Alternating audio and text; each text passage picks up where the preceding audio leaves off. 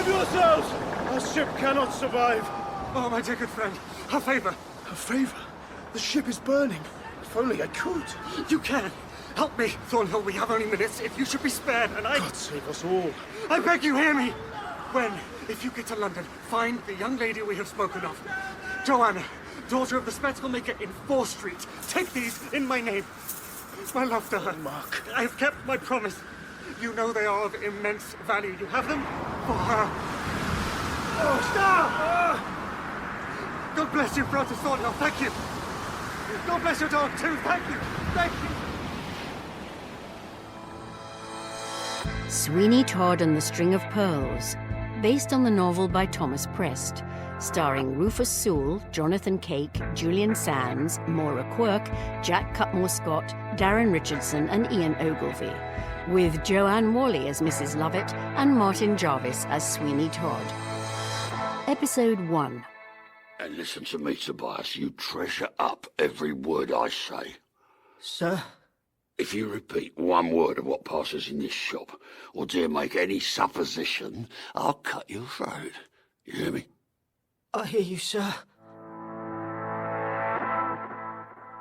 Before Fleet Street had reached its present importance, and when George III was young, there stood, close to the sacred edifice of old St Dunstan's Church, a barber's shop, kept by a man of the name of Sweeney Todd. A long pole, painted white, with a red stripe curling round it, projected into the street from above the doorway. Oh, Colonel Oliver Geoffrey at your service. I have an involvement in this story, being charged with the unravelling of a great secret. Such was the state of things, A.D. 1785, as regards Sweeney Todd. Remember, boy, you are now my apprentice.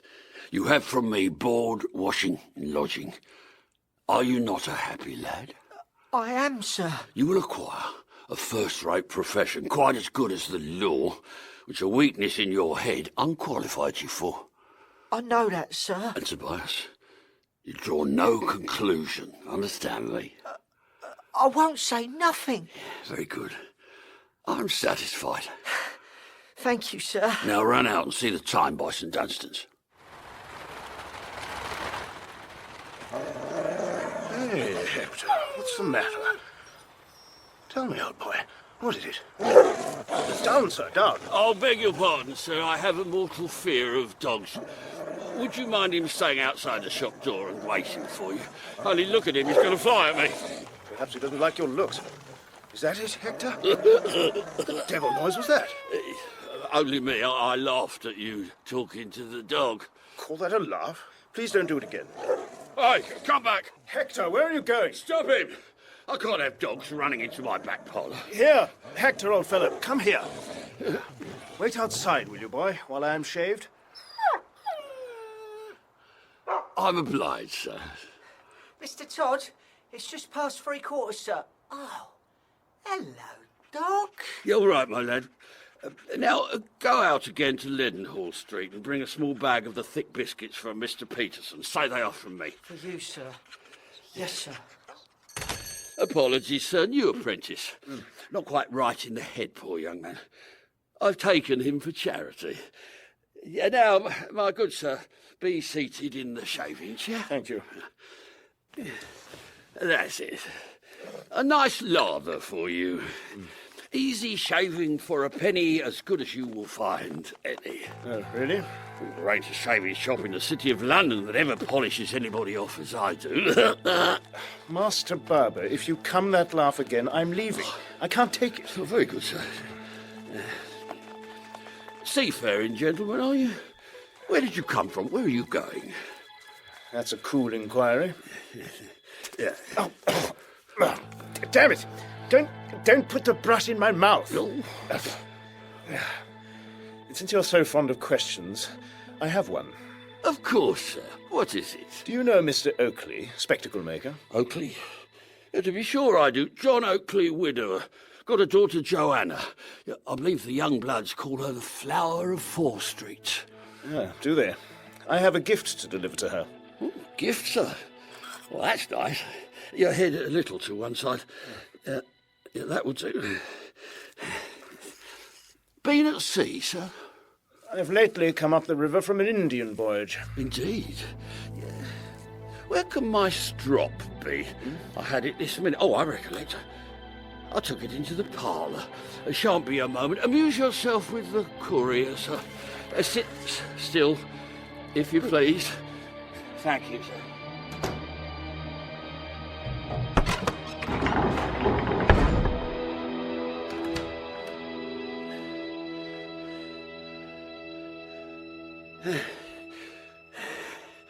Oh, excellent. Oh, gentleman's tip for... There. Mr. Todd, please, sir. What? Who's that? I forgot the money and run all the way back from St Paul's churchyard. Come here, you. How long are you peeping through that door? Peeping, sir? Yeah, peeping, don't repeat my words. Not peeping, sir, at all. Oh, all right then. I came back because I'd no money to pay for the biscuits. Hey, what's that scratching? It's the dog, sir, scratching at the door. The gentleman's dog. Oh, keep him away. We don't want him in here. Get him out. Has the gentleman gone, sir? He was looking at old St Dunstan's clock when I did. And then he came in here to be shaved. It's funny, ain't it? Funny. The dog didn't go away with his master. What? Kick it away, Tobias. No dogs in here. Sir, I'm afraid he's not going to let me. Did you ever see such a violent fellow? He'll have the cupboard door off its hinges. Stop him! Stop it, you devil! Why, he's got the hat. His master forgot it. He's gone. The devil is in the beast. Here, Tobias, you say you saw the man who owns that fiend of a cart at St Dunstan's? Yes, sir. He stood near me. You sent me to see the time. Before I came away, I heard him say, talking to his dog, he talks to him like to a friend.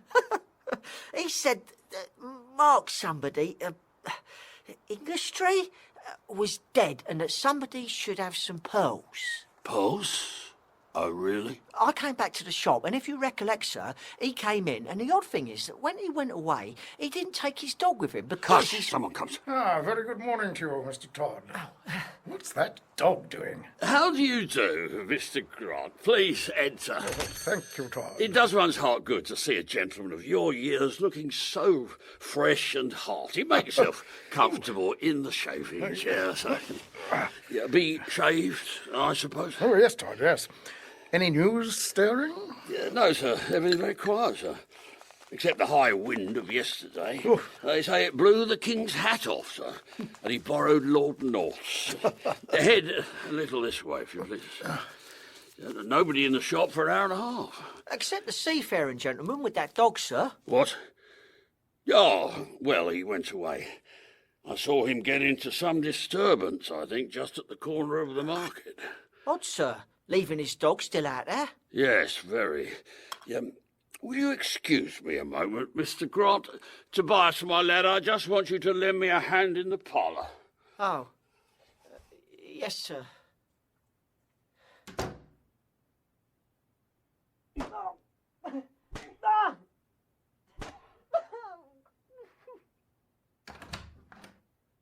Do forgive me, Mr. Grant, just teaching my new apprentice a little bit of his business. I've left him studying it now. Nothing like teaching young folks at the outset. Ah, yes, Todd. I know what it is to let young folks grow wild. I had a sister's son like that. Handsome, harum-scarum sort of fellow. Rather like me. Sailed abroad. To get away from his father, I heard. I tried to make a lawyer of him, but it wouldn't do. And yet there were some good traits about Ingistry. Ingistry, sir? Yes, Mark Ingistry, my disrespectful nephew. Chin this way, sir. Oh, I'm sorry, Father. You have had no breakfast. I know I should have... Never mind, my dear. It's because of the date, I'm afraid. My mind has been... 20th of August. I thought I could have controlled this. I ought to be down attending upon you, but I was praying for strength. Good God, Joanna, what has happened? You tell me, my darling, I'll soon put it to rights. How can you recall the dead to life? What? If today passes and I don't see him or hear from him, I'll know. What will you know? That he has found a grave for himself. Who, my dear? Who is he? I'm certain he's dead. Please speak nothing but good of him. Mark Ingastry. He loved me. So what is it about today? It was a year ago today we last saw each other, in the Temple Garden.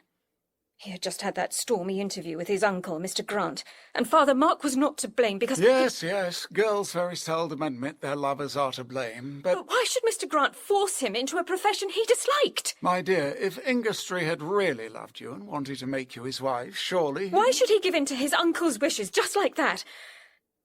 They fell out very badly.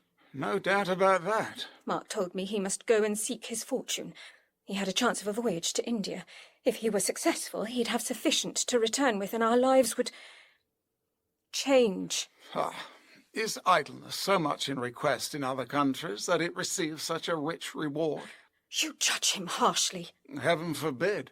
So, today... We made an agreement, Father, that a year from then, today, he was to come to me or send news of his whereabouts. If I heard nothing, I was to conclude he was... But it's still the 20th. The day has hardly begun. I know! I dreamt last night. A ship going down, a storm. There were flames. I saw a small speck in the sea, a man clinging to a piece of the wreck. I knew it was Mark Ingastry. But, Joanne... He was calling to me for help. He battled with the waves. I saw him disappear. You fancy you saw him? No, it was such a fancy I shan't forget. It's only a dream. As for his being dead, somehow, like a bad penny, these fellows always come back.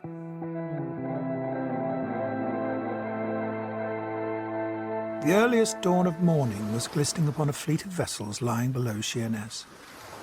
Over the taffrail of a large merchantman, the Neptune, which had been trading in the Indian seas, two of us were leaning. One was the captain, the other a passenger, Colonel Geoffrey. Yes, this is where I join the story. The captain remarked to me, "Colonel, I can't think what keeps Lieutenant Thornhill. He went last night saying he would pull up to the temple stairs. He wanted to call upon somebody by the waterside and would be back. Where is he?" "He's coming, don't be impatient. You'll see him in a few minutes." "What makes you think that?" "Because I see his dog there, swimming in the water, coming towards the ship." "Good heavens. But I can't see Thornhill. There's no boat near." "The dog seems exhausted." "Lend a hand there to the lieutenant's dog, some of you." "Come on, boy. Why, he has a hat in his mouth." "I dread an explanation of this. Give him some meat and drink directly." The dog ate sparingly, and then he stood on the deck and howled piteously. Then he walked up to the captain and tugged him by the skirt of the coat. "You understand, Colonel? Something has happened to Thornhill. He wants me to follow him." "Well, I will accompany you." The captain ordered a small boat to be launched at once. The dog immediately followed us, carrying the hat. The tide was running up, and we soon reached the ancient temple stairs. The dog suddenly sprung up and, seizing the hat again, rushed on shore. We followed. He led us towards the entrance to the temple in Fleet Street. Darting across the road, he stopped outside a barber's shop. We overtook him and tried the door. It was locked. "I won't open the door while that dog is out there. They have a spite against me." "I undertake the dog shall do you no harm. But open the door. We need to come in." "Keep your promise, then." Take this scarf, Captain. Tie one end round his neck and hold the other. Good. "I'm obliged, gentlemen. Well, shaved, cut, or dressed, I am at your service. Who shall I begin with?" Remarkable. But this is a very clever dog. He belongs to a friend of ours who has most unaccountably disappeared. See, the dog has his master's hat. "Well, keep him away. So, what is it you require of me?" Did anyone with the appearance of an officer in the Navy come here to your shop yesterday? "Well, yes, a rather good-looking man with a bright blue eye and fair hair that curled." That's him. "Oh, to be sure, I shaved him and polished him off." Polished him off? I brushed him up a bit and made him tidy. Ah. He asked me the address of a Mr. Oakley who makes spectacles. I gave it him, and he went away, but I should tell you, As I was standing at my door soon after, it seemed to me he got into some row near the market. Did this dog come with him? Dog came with him. Might have been this one. Extraordinary that the dog should lead us here if he lost his master somewhere else. Never heard of such a thing. Nor I either. I tell you, keep him away from me. You say you directed our friend to the spectacle makers. We'll go there now. It's in 4th Street, a little shop with 2 windows. You can't miss it. When the dog saw we were about to leave, he grew furious. Outside, he got free of the scarf, and dashing back, he sat down at the barber's door and wouldn't budge. We decided to leave him there until we came back from Mr. Oakley's. But nearing 4th Street, we paused. You know, this is a delicate mission. Perhaps not to be mentioned to Miss Oakley in the hearing of her father. I'm now thinking we shouldn't be so hasty. You're right, Colonel. But what am I to do? I sail tonight for Liverpool. I suggest we don't call at Oakley's at present. I'll stay in the locality. I have a friend here, Sir Richard Blunt, the magistrate. I can ascertain the facts quietly tomorrow and arrange to meet her on her own. Very well. I shall do my utmost to find Thornhill. So this was our adopted plan. We then returned to Fleet Street to recover the dog. He wouldn't move. The fruiterer opposite the barber's undertook to keep an eye on him. And now, was it a fire? Or a fight? No. A rush of the young lawyers from Lincoln's Inn to see who will get to Mrs. Lovett's celebrated pie shop in Bell Yard first. The first batch of these pies always arrived up from the cellar on large trays at noon. I heard later of the flavour. The small portions of meat, so tender that to eat one of Lovett's pies meant that many who came to lunch stayed to dine, wasting precious time and endangering the success of some lawsuit. Why, Tobias Ragg, where have you been since you left Gray's Inn? Haven't seen you for days. No, instead of trying to be a lawyer and helping to shave the clients, I'm going to shave the lawyers now. Oh, a tuppenny pork, if you please, Mrs. Lovett. Hungry, boys? Thanks. You're going to be a barber? I'm with Sweeney Todd, in the street behind here, close to St Dunstan's. The deuce you are. Well, I'll drop in later and get shaved and patronise your master. No, don't. What do you mean, don't? I'll tell you, it's best not. Not. What? Tobias, wait, what do you... Odd fellow.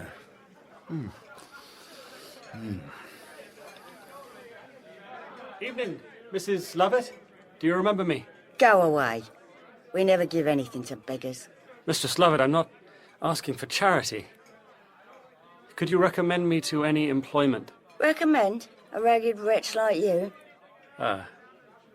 Well, in better times I sat at your counter and paid for what I wanted. I'm willing to do anything. Oh, really? And then no doubt you'll have enough insolence to make you unbearable. Anyway, we have an insolent man already. Well, I thank you. Good day. No, wait. Let me look at you. You might suit for a few months. Come in again at 6 o'clock. I will if I can. Water from the pumps in the street is a poor thing for a man to subsist upon.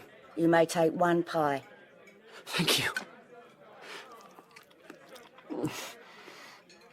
My name is Jacob Williams. I'll be here, Mrs. Lovett. You'll find no change in my behaviour. But if I should feel dissatisfied with my situation, I will leave it. And no harm done. Good day. No harm. Hello. Still here, dog with the hat? Waiting for your master? Oh, poor fellow. Oh, I wish I knew what become of him. Here, you shan't starve. Have a bit of pie. It's not much, but... Huh? Oh, don't want it? All right, then. I'll have it myself. So, Tobias, you couldn't resist the pie shop? No, sir. Yes, sir. I didn't stay a minute. Listen, I can excuse delay upon an errand if you stop to get one of Mrs. Lovett's pies. That I can overlook. Are they not delicious? They are, sir. Oh, some gentleman seems to have left his stick. Yes. He has. Less than the second to Tobias Ragg. Make no remarks about what does not concern you. No! I won't endure it! I won't be knocked about in this way! I tell you, Sweeney Todd, I won't! Hey? Lesson 3. Be discreet then, and you'll have nothing to fear. I will say nothing. I will think nothing. Excuse me, sir. I think I identify you. Colonel Geoffrey, is it? A white rose? Indeed. Thank you for responding to my note, Miss Oakley. Forgive the secrecy. I thought it best we meet here in the Temple Gardens. I agree. Pray, accept the rose anyway. Oh, yes. So you are Mark Ingastry's messenger? I am, although not the messenger assigned by him. Tell me at once. Does he live? My answer is, I don't know. You don't know. There is hope, then? There is a hope. Well, I am grateful for that, at least. So what is your message? I'll be as brief as I can. Are you aware of the adventure Mark Ingastry embarked on to the Indian Seas? Of course I am. Tell me everything you can. I will. Forgive me. There had been discovered in one of the small islands near the Indian Seas a river which deposited an enormous quantity of gold dust in its progress to the ocean. Sir, I know all this. A speculator befriended Mark, told him that if he went personally on the expedition, he should share in the proceeds with him, whatever they might be. Mark embraced it at once. I could see how completely it would take hold of his imagination. You know him well? No, I never saw him. I have his description from someone else. Who knew Mark? I believe so. It was from that gentleman, Mr. Thornhill, that by rights you would have heard all this, but... Was he to have come to me? Perhaps yesterday? He was. Then Mark kept his word. So? A vessel duly proceeded to the Indian Seas in search of the, well, whatever it was. The ship was called the Star, and it appears that the Star reached the Indian Ocean and the locality of the spot where the gold might be found. Yes? It's what happened to Mark after that, or where he may have travelled to. It was months later, finally homeward bound, that his ship sighted a vessel also sailing home called the Neptune. I was on board that vessel. And? A storm drove us southward, way out of our course. And just as the storm began to die down, we saw a dull red light. We steered towards it. A ship on fire? It was. Yes, I knew it. And that ship was... The Star. We made all sail towards it, but the vessel was doomed. We saw a bright shower of sparks rush up into the air. Then came a loud roaring sound, and all was still. The ship had disappeared. The water closed over it. How did you know the ship was the Star? Our captain spied a floating piece of wreck. We soon found it was debris from the ship with a dog and a man clinging to it. Not Mark? In 10 minutes we had them on board. The man was Lieutenant Thornhill. And the dog? His. Later, during one of the night watches, Thornhill told me he had a sad mission to fulfill when he got to London. He said that on board the Star was a young man named Mark Ingastry who, before the vessel went down, had begged him that if he, Thornhill, should be saved and Ingastry perish, well... Yes, go on. It seems that Ingastry thrust a string of pearls into Thornhill's hands and begged him to present them to you, Miss Oakley, in his name. Thornhill showed them to me, more than 20 of them, roughly strung together, but clearly of great value. 2 days ago, when we reached the River Thames, Thornhill left us with his dog, carrying the pearls with him to find out where you live. He never came? No. It seems he disappeared somewhere along Fleet Street. Disappeared? We can trace him to the Temple Stairs, and from there to a barber's shop kept by a man named Sweeney Todd, but beyond that, nothing. What makes the affair more extraordinary is that nothing will induce Thornhill's dog to leave the place. Colonel, do you think Mark is still alive? Miss Oakley, I have told you all that I know. Yes, Hold me fast. I'm going to... Dear lady, Here, I beg you. Yes. Lean on me. Thank you. Thank you. I'm so sorry. He's dead. It's madness to believe otherwise. Do you agree?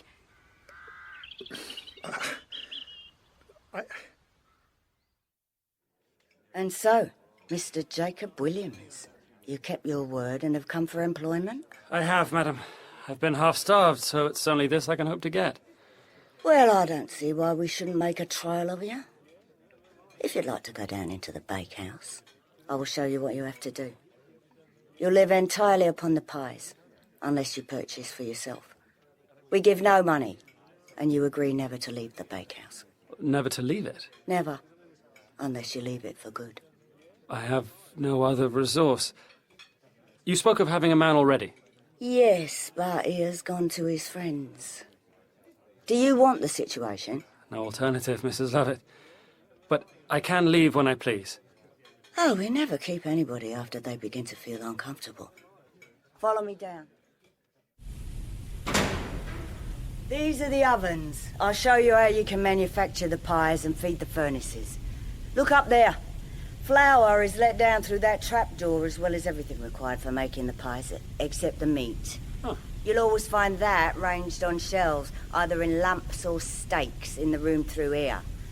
It's only at particular times you'll find the door unlocked.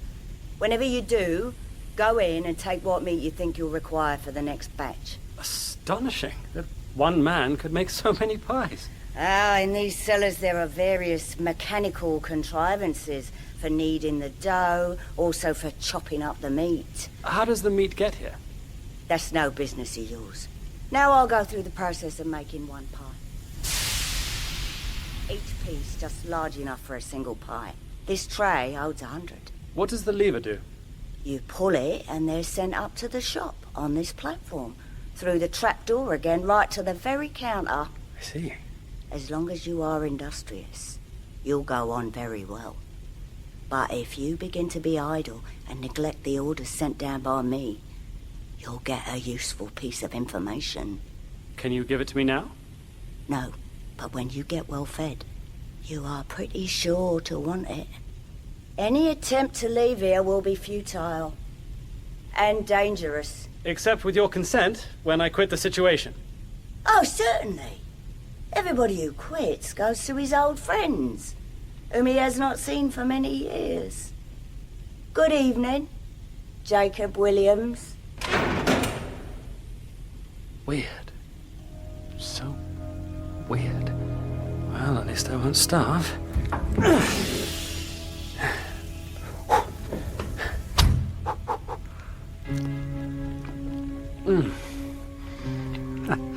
Even half-cooked.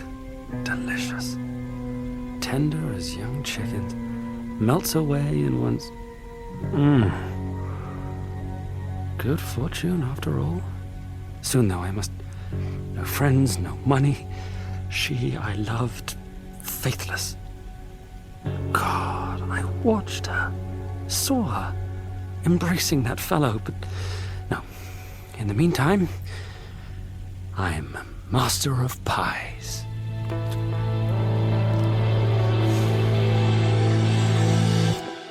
So what do you think, Arabella? Does Colonel Geoffrey provide any hope? An abundance of it, Joanna. You couldn't have come to a better person. I mean me.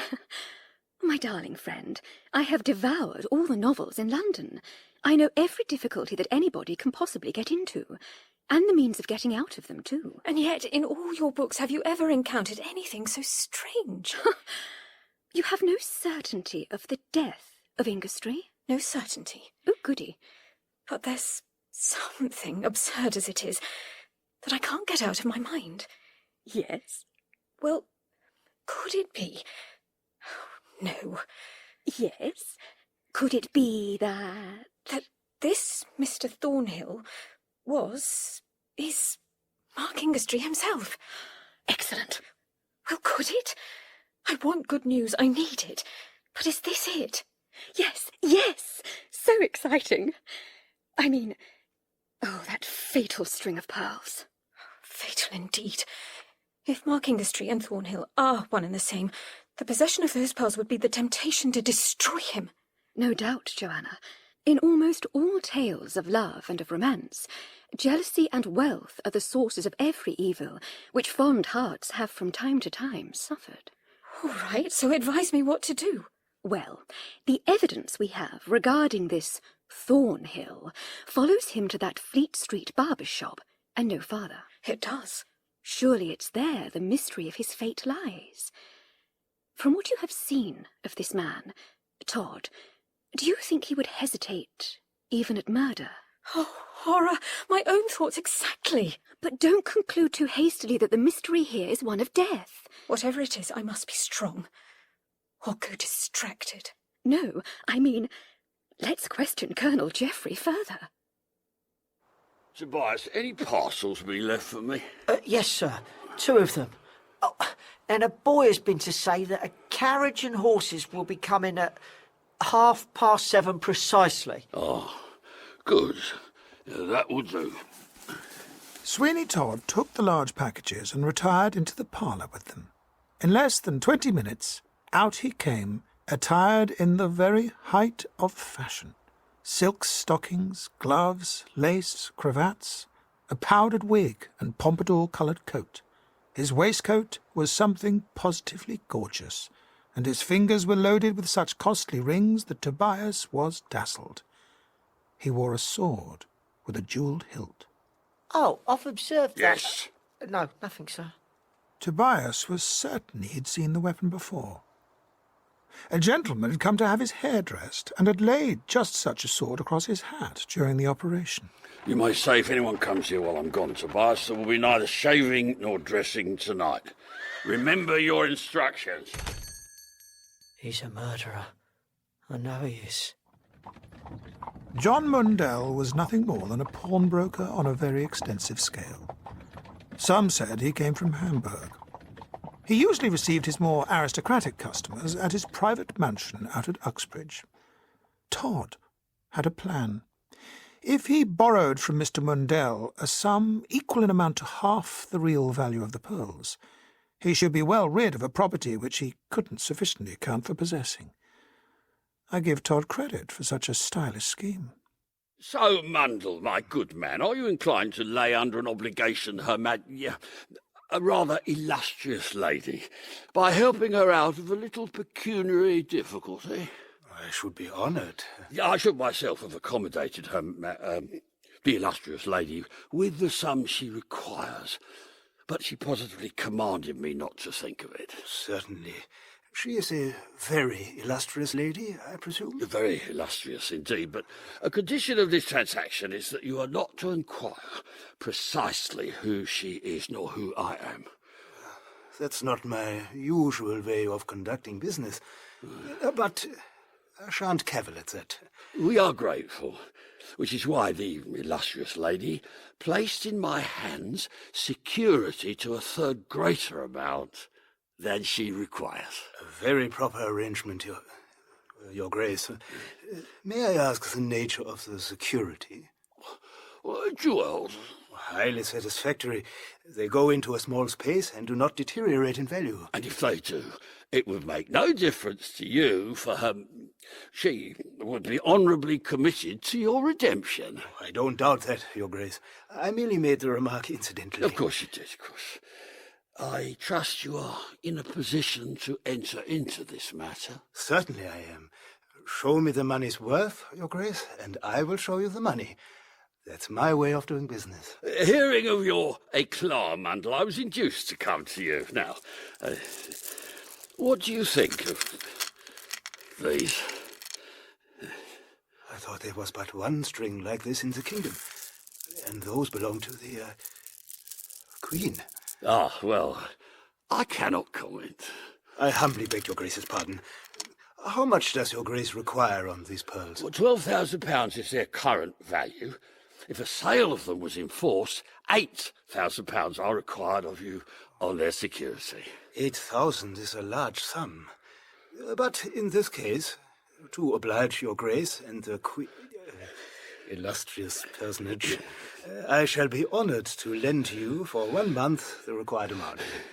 That will suffice. In what name, Your Grace, shall I draw the cheque? In the name of Colonel Barber. Certainly. I will give you a cheque for £7,500. 7,500 when you mentioned 8,000. The £500 is my little commission. I can assure your Grace. No, peace. And if it's not convenient to redeem the jewels at the end of the month, then you will hear from me. I'm quite satisfied of that. Here is the cheque for £7,500. We are obliged. And here's the receipt. I need scarcely urge upon you, my dear Mundle, secrecy. I'll take the... I hope I haven't dazzled you. Oh, yes. No, indeed you have not. No living soul but your Grace and I need know what has occurred. Well... yes. May I escort you personally to your carriage? After you. Taking advantage of the broker leading the way, Todd was able to filch the pearls back and to place them in his pocket. They would soon be consigned to his writing desk for the duration. As Todd travelled, the pawnbroker's imminent discovery that he had neither pearls nor his £7,500 made for much elation. Success. Double success. Look down, Monsieur Robert Houdin. Be proud of my leisure domain. Nincompoop broker. 3 months, no more, I will carry on the business. No sudden alteration in my fortunes. Regards Tobias, dispose of him. The madhouse should do it. Certainly dead men tell no tales, nor boys either. Nor women. Lovett, Mrs Lovett. Then Fleet Street ablaze, not stopping short of my premises. And a new career. Barber forgotten. Man of fashion only, seen and remembered.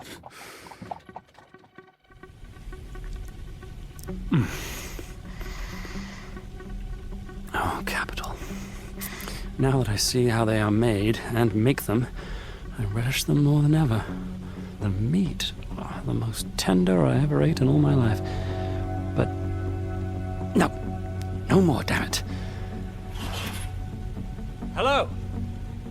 Mrs. Lovett? Mrs. Lovett! Oh, no. More of the flour. Oh. I have to get out. But how? Where's the lamp? This room? Where the meat is deposited? Oh. Open again. So mysterious. Unless it gets hit by some supernatural agency, And yet here it is. So fresh and white-looking. Though, never could tell pork from veal myself, but... try the other door. What? Missed this? Words. By the handle.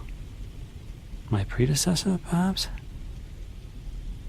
Whatever unhappy wretch reads this may bid adieu to all hope. He will never emerge from these vaults alive. There is a secret connected with them so hideous. That secret is... Oh. The writing interrupted? What secret? What? Mrs. Lovett? You are getting dissatisfied. What's that? It becomes necessary to explain to you your real position. You are a prisoner and were such from the first moment. Continue at your work and you will be safe. Neglect it and your throat will be cut. What? Do I know this voice? What have I done to be made a victim? Let me go! I swear I'll never disclose any secrets of these vaults, even if I knew them. Make pies. Eat them and be happy. Many would envy your position, engaged in a delightful occupation. How can you be dissatisfied?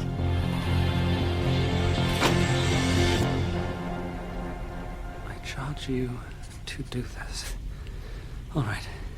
Sir, or madam, you will have just discovered this heartfelt note introduced into the pie you were about to enjoy. Please believe me. I write this as a prisoner beneath the shop of Mrs. Lovett, the pie female in Bell Yard. I am her cook, threatened with death if I attempt to escape. There is some dreadful secret connected with the pies.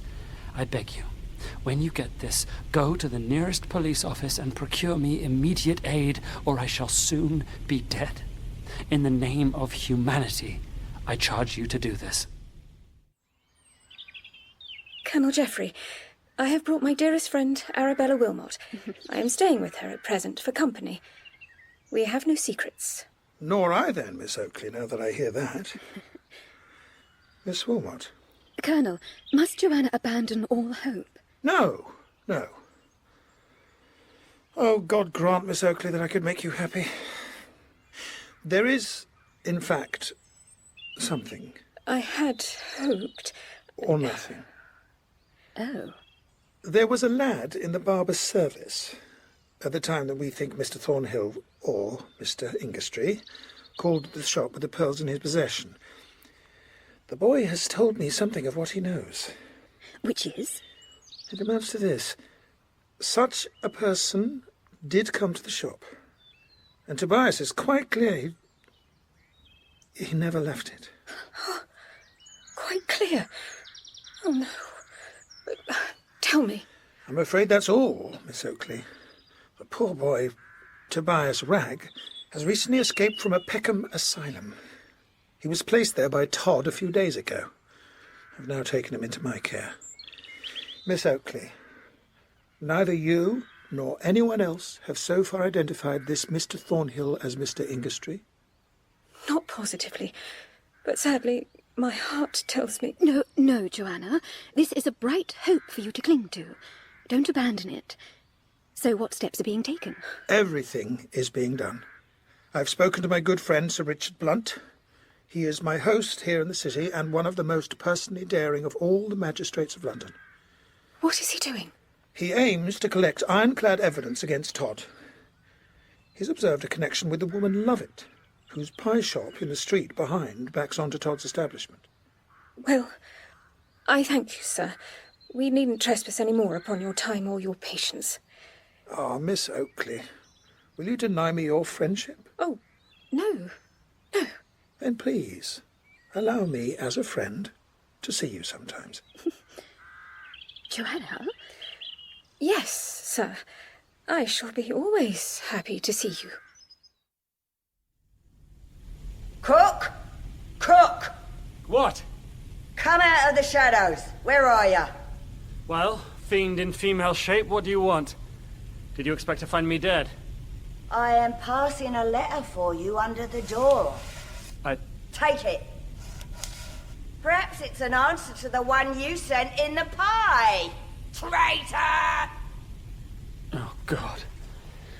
Death might as well come now. Or am I mad? Right, yeah. To Mrs. Lovett's cook, Bell Yard. Sir, having in a most delicious pie received the extraordinary communication which you inserted in it, I take the earliest opportunity of replying to you. The character of a highly respectable woman is not, sir, to be whispered away in a pie by a mere drudge. Reflect on the evil you have tried to do, and be satisfied with the excellent situation you have. The pie was very good. I am, you bad young man, a parishioner of St. Dunstan's, S. Todd, Esquire. All right. Revenge. Justice. I'm not giving up. I live.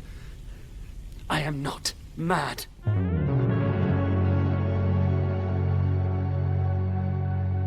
Are you alone, Mrs. Lovett? Quite, Mr. Todd. What news? None. The time may be coming. Time? To quit our business, Mrs. Lovett. Uh-oh, do not laugh. Yeah, let those laugh who win. I have but one feeling towards the human race. Hatred. The future is a vapour. The present we can grasp. What is our wealth, Todd? Wait. Who's that whiskery person keeps dodging past the window and peeping in? Ah, yes. I suspect him. He's been haunting the shop for some days. He romances me. I gave him encouragement. You did? In case he's a spy. A spy? I think he's dangerous. Should I send him along to be shaved? You understand me? What do you think? Yeah, I shall know him again by his moustaches. Oh, my dear Lovett, you and I will show the world. Will we? What? What wealth is. Sarah. No, Todd. We've quarrelled on this before. Don't do that, or our compact, infernal as it is at an end. Sarah. No. I have sold my soul to you, but I have not bartered myself. Your soul? What soul? I will call on you tomorrow. Mrs. Lovett, may I sit? Oh, my charmer. Ah, dear. Bless me, who was that left your bewitching presence just now? What a horrid-looking fellow. I swear I never saw such a face. Just someone who came for a pie. Name's Todd. On honour, he's enough to poison all the pies. Oh, you beauty, you... Now, Mrs. Lovett, here am I, upon honour. When's the happy day to be? Major Bounce. Do you really love me? Do I love you? Do I love fighting? Do I love myself? Oh, you military men are so gallant. Upon honour we are. And upon soul, you look more charming every day I see you. You flatterer. No, bar flattering. But, Major, I'm afraid you would regret marrying me. If I convert all I have into money, I couldn't make of it more than £50,000. 50... Oh, say it again. £50,000. You have 50,000 charms. Only let me be your slave. Dammy, your dog, Mrs. Lovett, and I shall consider myself the luckiest dog in the world. But not for the money. Not for the money. Well, Major, there are two little things that I must name as my conditions. Name 'em. Name 'em. One is that I will leave England. I have a private reason for so doing. Then damn me, so have I. My next condition is that you shave off your moustache. What? Shave off your moustache. I have the greatest possible aversion to moustaches, so I'll make that a positive condition. Sorry. Charmerbox, do you think I hesitate? Go round to Mr. Todd's, then. He's a barber in Fleet Street, backs onto here, and have 'em taken off at once. Then come back to me. I won't speak another word to you while you have 'em on. But, dear creature... On honour. I'll go at once, then, Ponsole, and have 'em taken off. Oh, you duck, Mrs. Lovett. I adore you. Confound the cash. It's you I knuckle under to. Bye-bye. I'll get 'em done and back in a jiffy. The fool. And soon Todd shall fall. I'm writing it all down. Easy shaving for a penny, as good as you will find any. Confound you! What have you filled me mouth with soap suds for? Oh, quite an accident, sir. I humbly beg your pardon, sir. You opened your mouth at the wrong time, sir. At the wrong devil? Get on with the shaving. Well, certainly, sir. Ow! Good gracious, do you want to skin me? Oh, what an idea, sir. To skin a military gentleman. I see you require one of my best keen razors, the Magnum Bonum. What was that? Only me giving a slight smile, sir. Well, don't. Get your keen blade at once and make an end of the business. With pleasure. Sit still, sir. I'll be back in a moment. £50,000. Oh, an enticing widow. And she wishes to leave England. How lucky. I wish the very same thing. 50,000 charms.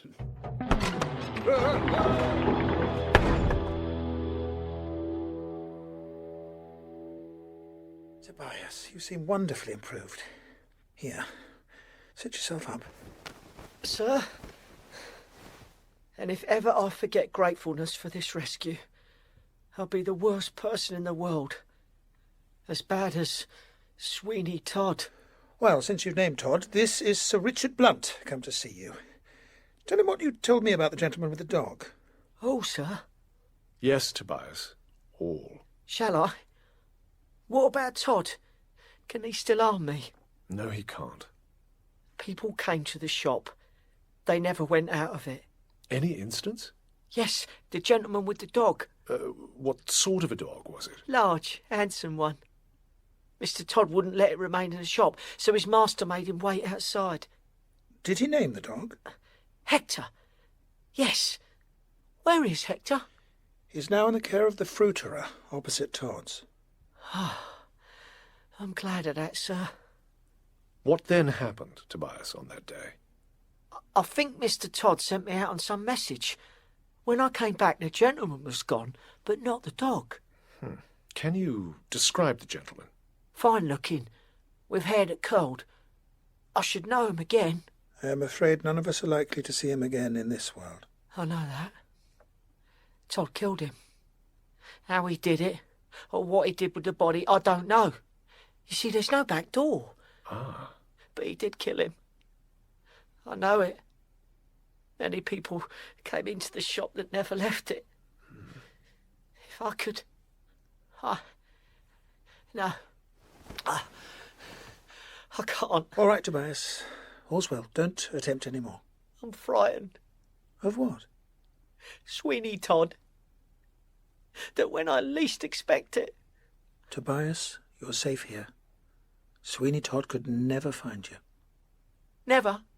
That smile? Never. Guilty, no doubt. But still a mystery. We need proof, apart from a reason. Abduction at the least. Murder at worst. I agree. What can you do? Well, it seems no one resides in Todd's house but himself. But he must go out sometimes. Exactly. I've arranged with his neighbour the shoemaker. We can enter Todd's premises through the adjoining attic. I want to search each floor. With safety? I am inclined to try it. I must use every means to bring this man to justice. Todd was being watched by Sir Richard's officers, though he didn't know it. At sunset, he shut up his shop and walked towards Bell Yard and Mrs. Lovett's. He was no sooner out of sight than Crotchet, Sir Richard's police aide, emerged from a doorway and went a few paces down Fleet Street. Evening, Mr. Morgan. All clear, is it, Mr. Crotchet? Yes. Have you got that there little article with you? The bugle? Oh, yes. No, not yet. Blow it like we said if you see Todd come home. Oh, be sure I will. Trust to me, old fella. Crotchet soon reached the next-door house to Todd's. In profound darkness, Crotchet climbed the stairs and, as he thought, touched the correct attic door. Here I am, Sir Richard. Lord, Mum. Who'd have thought of seeing you? Oh, you monster! You base man! What do you want here? Nothing. Be off with you, or I'll call the police. Oh, I am the police, Mum. But I'm going anyway. Help! Murder! Lord bless us, what a racket. Don't think I come up these here attic stairs just to see you. Quite the reverse, Mum. Then who did you come to see, you big ugly monster, you? Oh, you base infidel. I believe I know what men are by this time. No doubt on it, Mum. Howsomever, this is the wrong door, I take it. No harm done, Mum. I wish you a remarkably good evening. Crotchet, what are you doing? Well, here I am, Sir Richard. Bless us, who's that? The Emperor of Russia, Mum. He's took that there attic next to you, because he's heard so much about the London chimbley pots, and he wants to have a good look at them at his leisure. Night. Crotchet, I thought I told you to do this thing as quietly as possible. Down as a hammer, sir. I think it's anything but down. Right as a trivet, sir. Lots of fear, but no danger. So, how do we get to Todd's? Out of this window and along the parapet. Look to your pistols. All's right, sir.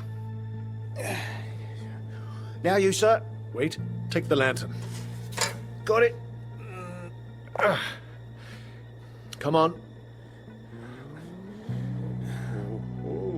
Careful.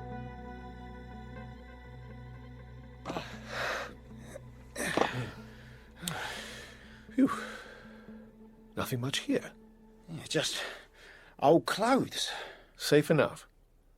All right, down the stairs. More old clothes. Here. These is the toggery of his victims. You really think so? Knows it. Posh wearing apparel. All kinds and conditions. What, swords? Mobs of them.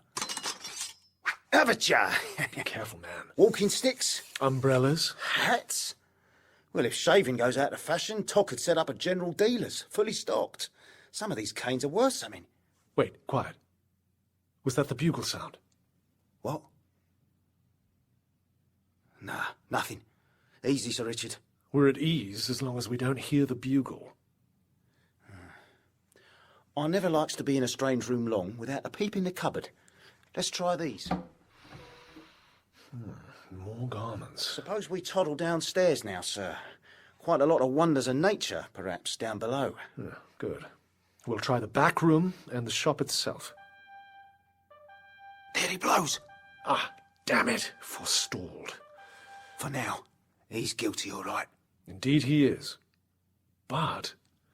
Sir? In what way?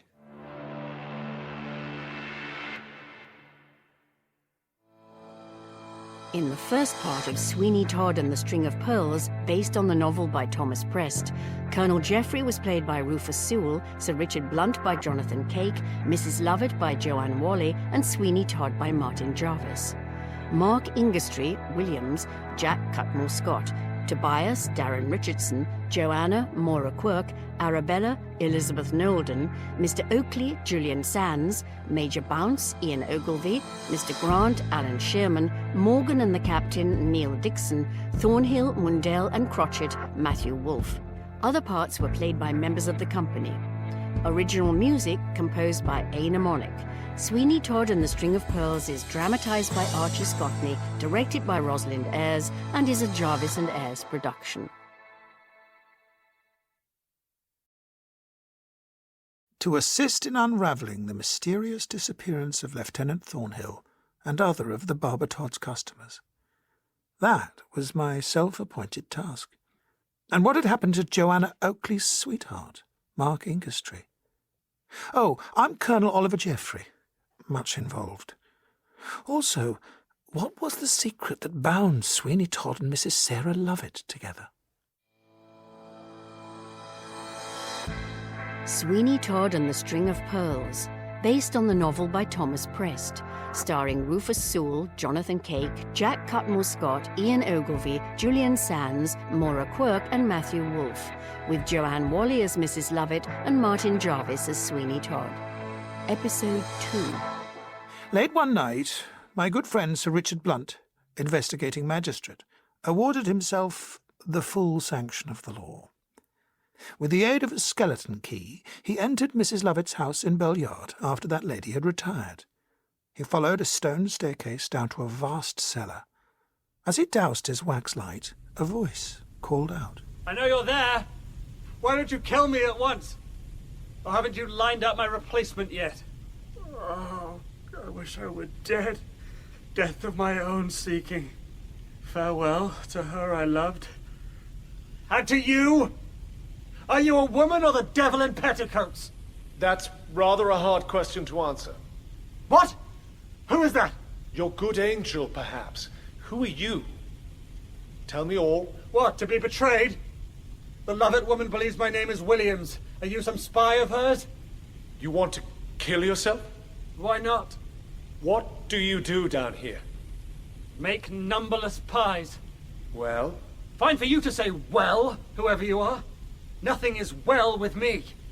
Where are you? On the staircase, near an iron door.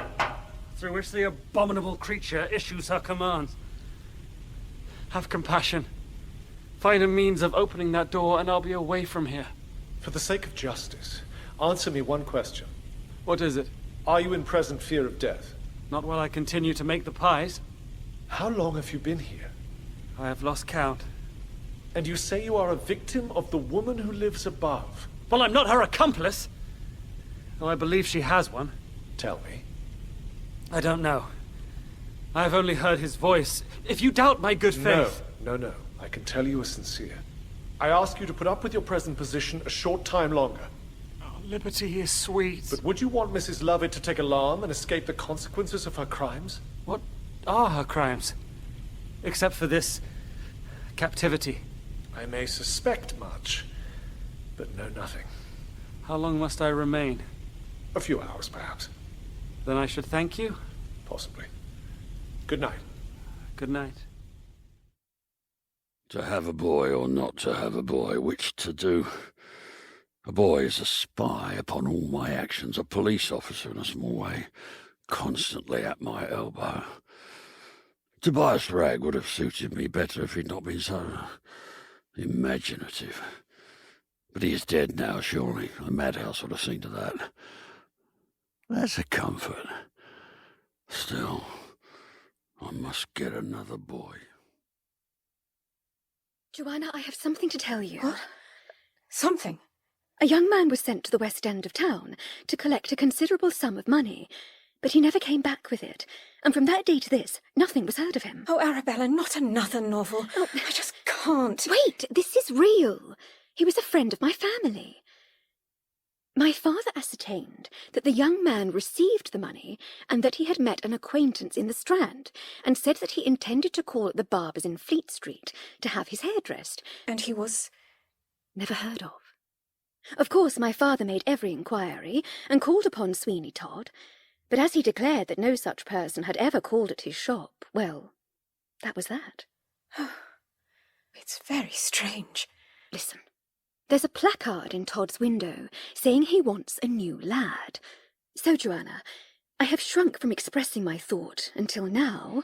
Which is? Well, the idea does come from a novel, I admit, but... Yes, Arabella. I know my young brother's garments will fit you. I now have to confess something. I trust you won't think too badly of me. You may have guessed already. No one would be more pleased than I to restore Mark Ingerstreet to Joanna Oakley, whose affection for him is so enduring. But if, as Sir Richard believes, Mark is really no more, I think Joanna, by being mine, would stand a chance of recovering her serenity, of enjoying all the happiness that she deserves. I must, for now, hope for the best. But what is for the best? And what do I hope for? No one, for the future, Officer Crotchet, is to be shaved in Sweeney Todd's shop alone. Alone, Sir Richard? Yes. You will associate with King, Morgan, and Godfrey. One or other of you will always follow whoever goes into the shop and stay until he comes out again.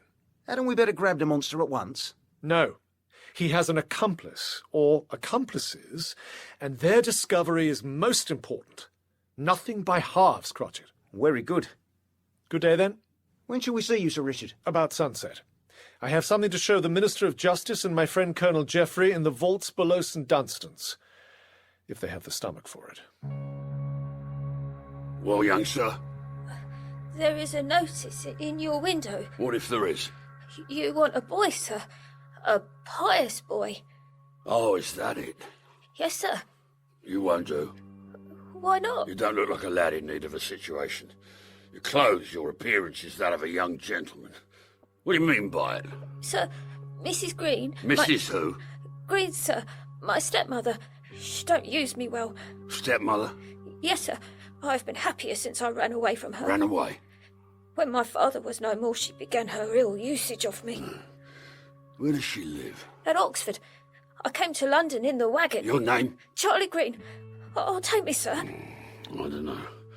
Shall I? I might want someone for a short time. My last boy's gone to the... Well, never mind. An orphan, you say? I'll tell you what. Just run and see what the time is by St. Dunstan's Church. St. who? St. Dunstan's in Fleet Street. Dunstan's. If you will direct me, sir, I dare say I'll find it. I am good at finding places. All right, I'm satisfied. Not a stranger in London. Being an orphan myself, I feel for you. Oh, thank you, sir. Are you very pious? I hope so, sir. Well, if I take you on trial, have you any idea as to terms?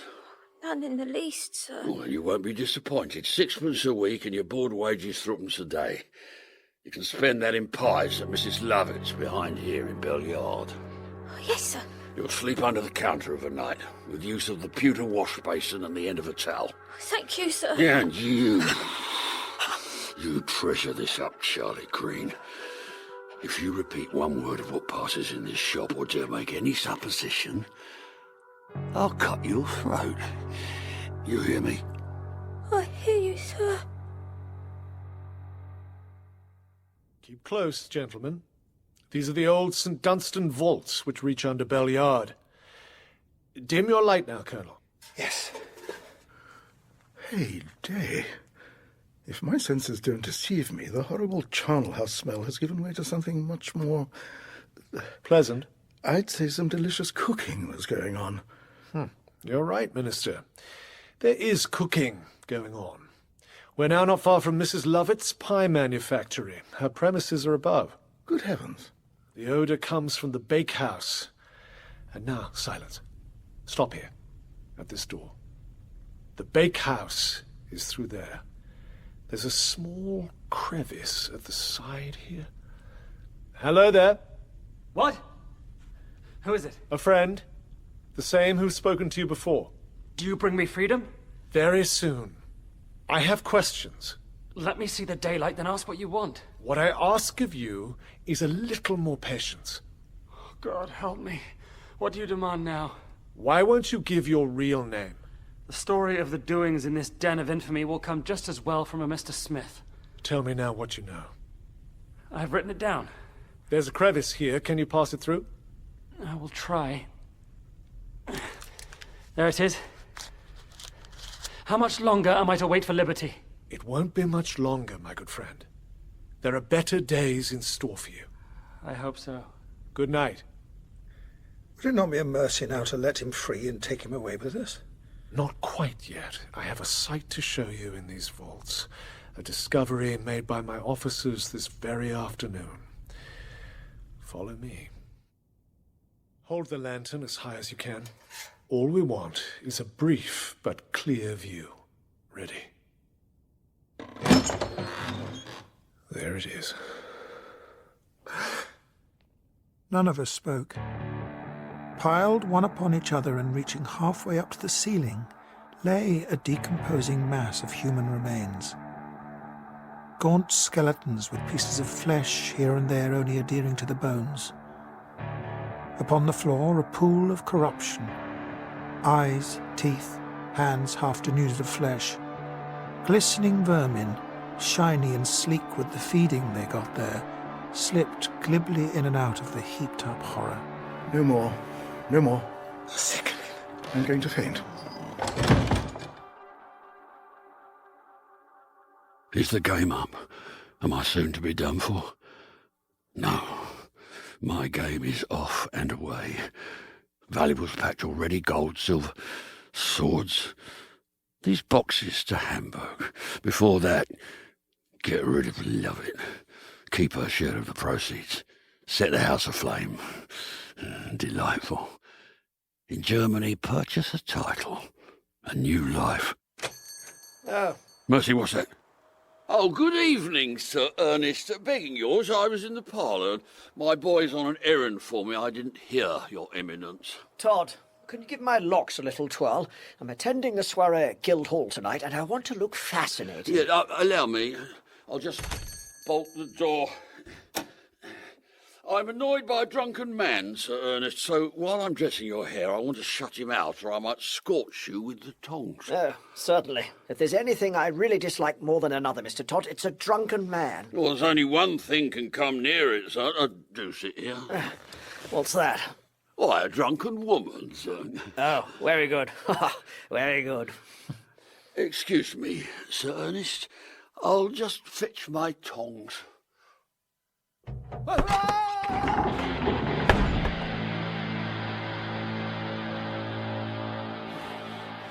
Ah, perfect. Farewell, Sir Ernest. How do you like it here, Charlie? Not bad, sir. Oh, good. Well, perhaps I shall do as much for you as I did for my last lad. Independent home, you know. In Peckham. How very kind. Yes, very. And is he happy? In a manner of speaking. And when your time comes to reap the fruits of your service with me, I'm sure no one will hear you complain. I will not be ungrateful, sir. Oh, that's good. I'm going out now, Charlie. You can say to anyone, it's no use their waiting. I'm to shave and dress a whole family, and may not be back for some hours. Yes, sir. And no prying about. If you do, I'll cut your throat, Charlie, with the bluntest razor I have. I've locked the parlour door. Oh, God help me now. Courage. Where to begin my investigation? Drawers, cupboards, chests, shelves. Joanna laid her hand for a moment on the arm of the shaving chair. She found that it was a fixture, screwed firmly to the floor, old-fashioned with a wide reclining seat. A strange feeling of horror came over her as she regarded it. What was it about that chair? She tried to shake it. No, firm as a rock. Then a kind of low counter caught her attention, with doors below. Quite a collection. Sticks, umbrellas. Oh, no. No. A sailor's jacket, silver buttons. Blood? Oh, God, his? Anybody in? Who is there? Is Mr. Todd in? No, You're his boy, aren't you? I am. Then take this. It's from a friend. When you've read it, chuck it in the fire. Bye. From Sir Richard Blunt to Miss Oakley. Read the enclosed secretly, then destroy it. Miss Oakley, your present position says much for your courage, but you should have left it to others to carry out such a scheme. Your friend Miss Wilmot is herself now aware of the utter romantic character of what you're doing, and has communicated all to me. I blame you both, very much indeed. But now, my dear girl, be assured you're well looked after, and Sweeney Todd shall not hurt a hair of your head. If you should find yourself in danger, seize the first heavy article at hand and throw it through the shop window. Assistance will immediately come to you. And when someone arrives and says St. Dunstan, you will know that he is a friend. God bless you, Richard Blunt. Am I saved then? Am I safe? What's that burning? Oh, sir, I didn't hear you come in. You frightened me. His paper, sir. What paper? Something a boy left. About Church Warden, sir, in the parish of St. Bride's. Joe, anyone else been? No, sir. No peeping and prying, eh? Certainly not, sir. You tried this door? Aye, sir. Yes, villain, you. If you did, you will suffer for it. Come in here. Charlie? Yes, sir. Step in here. I want you, my boy. Charlie! Yes, sir. I'm coming. God protect me. The barber at home, my little lad? Oh, yes. Yes. Oh, at your service, sir.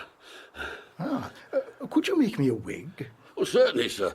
If you will sit in the chair, sir, and allow me to measure your head, I shall have that pleasure. Charlie? Yes, sir. You can go to Lovett's in Bell Yard and get your dinner now. There's tuppence for you, my lad. And if you've not yet tasted Mrs. Lovett's pies, you will say when you do they are the most delicious things in the whole world of cookery. Barber, shaved if you please. Dear me, I'm rather tired. Don't hurry yourself. I can wait while you're doing for that gentleman. Oh, certainly, sir. Let me take your fine hat, sir. Oh, thank you. Be seated over there. Oh, Charlie, you needn't go just yet. I'll be wanting the hot water. See to it. Yes, sir. Now, my good sir. Yes? Let me take the measure of your head for a real head of hair. So.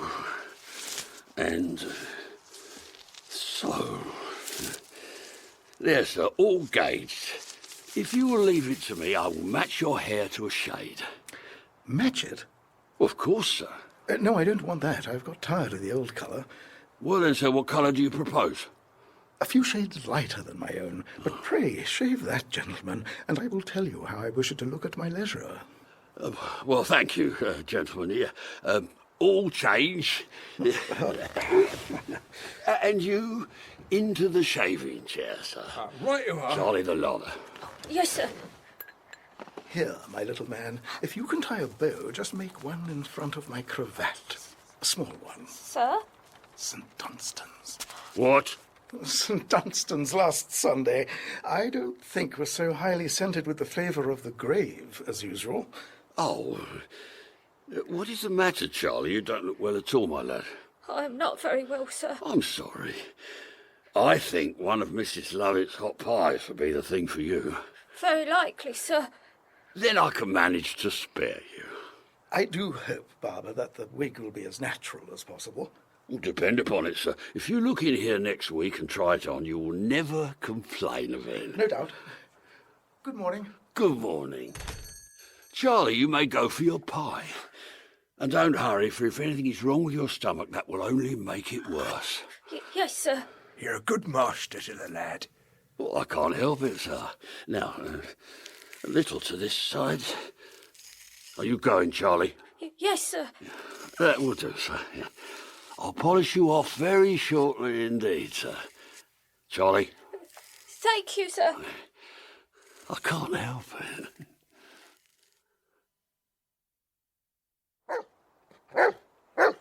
What now? Nothing, sir. Only the dog. That infernal dog will be the death of me yet. The beast flew at you, did he? Yes, sir. I should like to cut its throat. I have to go into the city just now. I shan't be long. Oh, I hope you like the pie. Pie, sir? Yes, Lovett's pie. Oh, yes. Delicious. Delicious. Yeah, get away, you fiend. Get away. Joanna's aim was somehow to get into the parlour, where she thought she might find some clues of Mark Ingerstry. Todd had locked the door. Surely I can find some weapon. She opened a cupboard.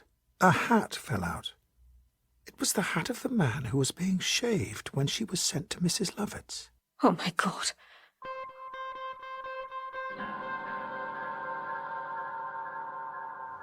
Pray be seated, Mrs. Lovett. You do look younger and younger every time I have the pleasure of a visit from you. Thank you, Mr. Brown. My visits have not been so numerous of late. Oh, I know, ma'am.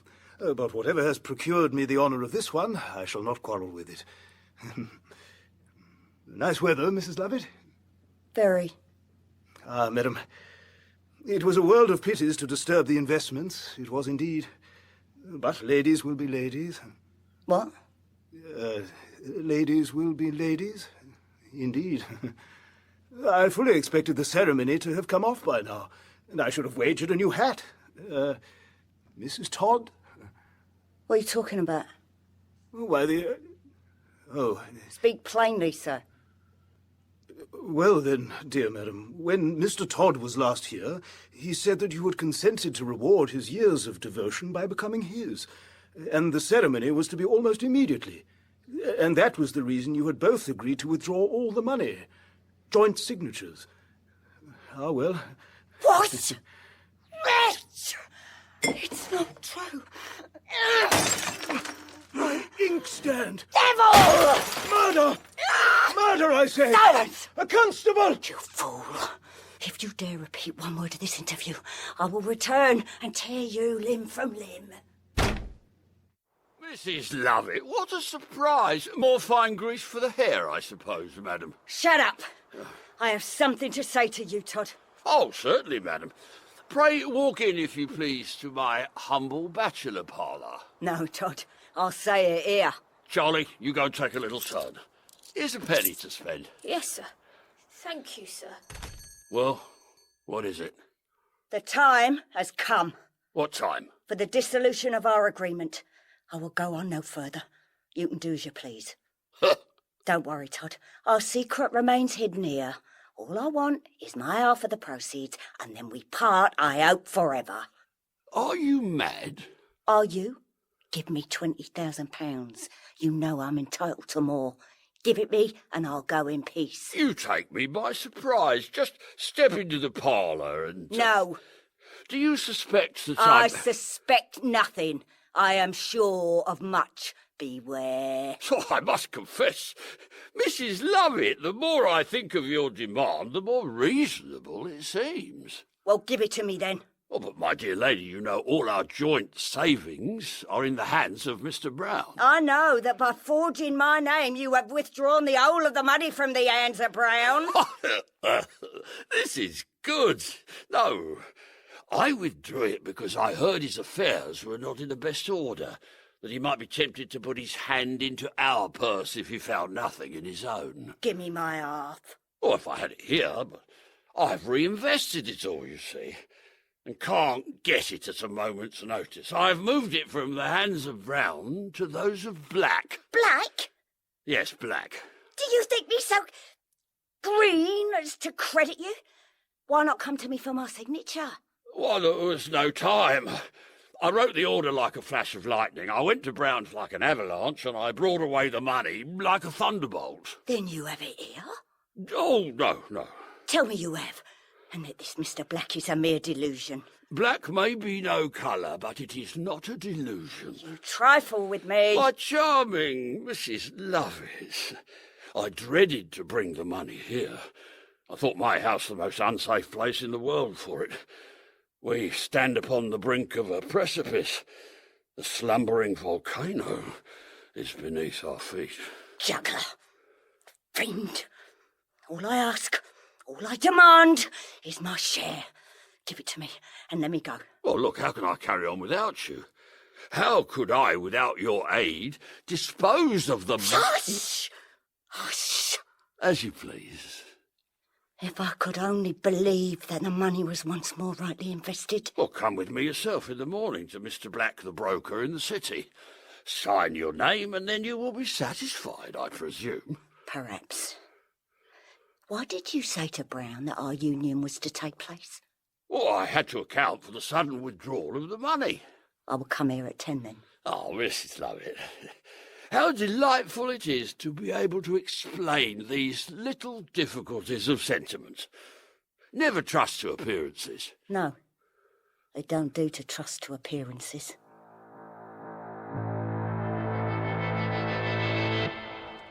It will look better if you take my arm. Don't touch me. Go on and I'll follow you.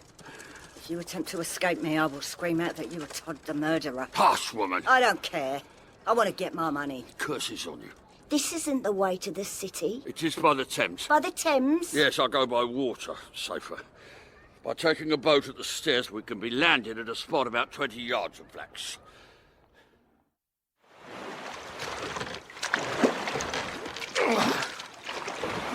Oh, rough tide. You want to go through the bridge, Master?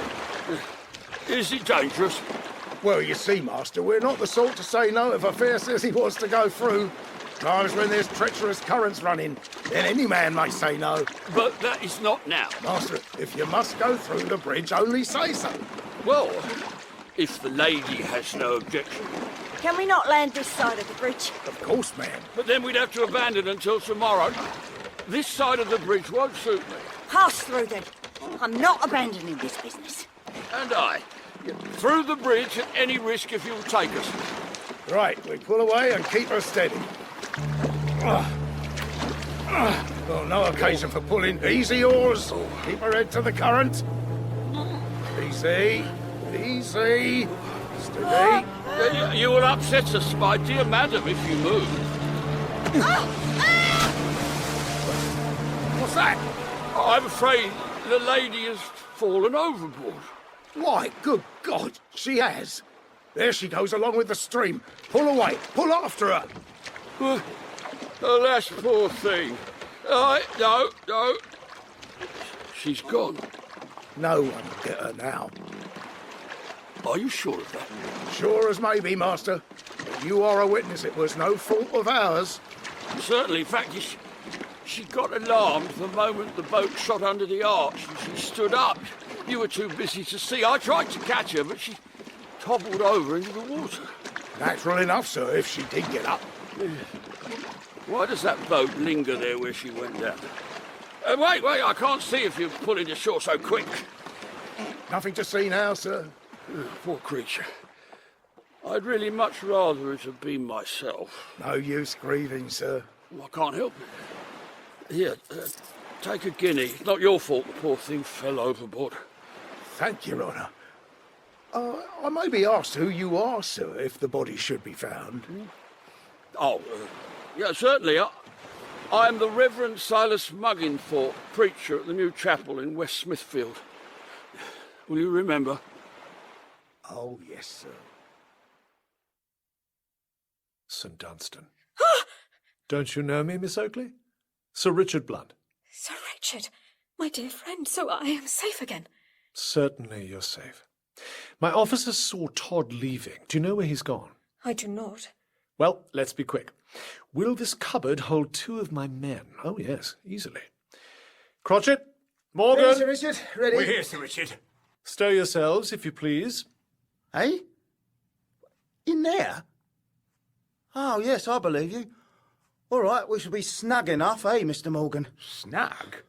How was you, Miss O? Quite at home in your breeches by now? Silence. Go to your duty at once, Crotchet. Oh, yes.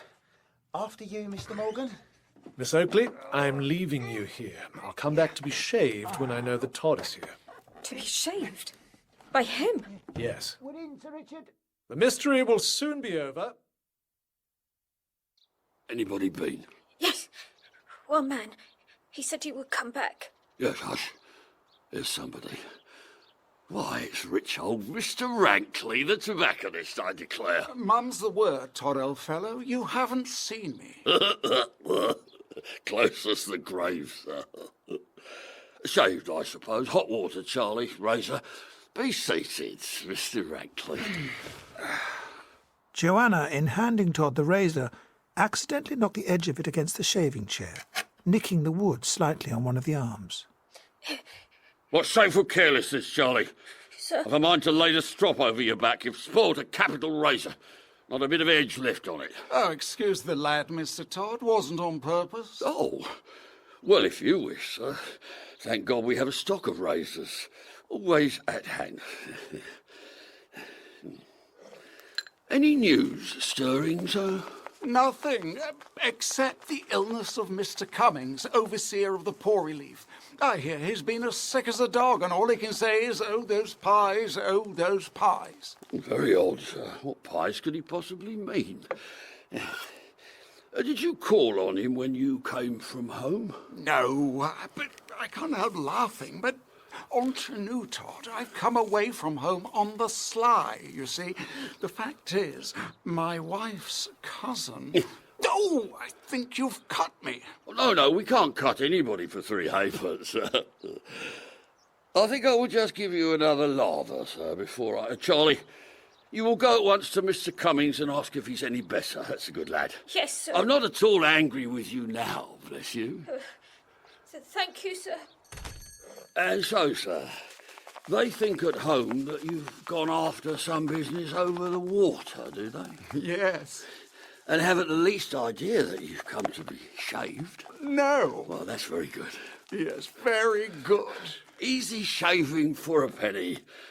As good as you will find any.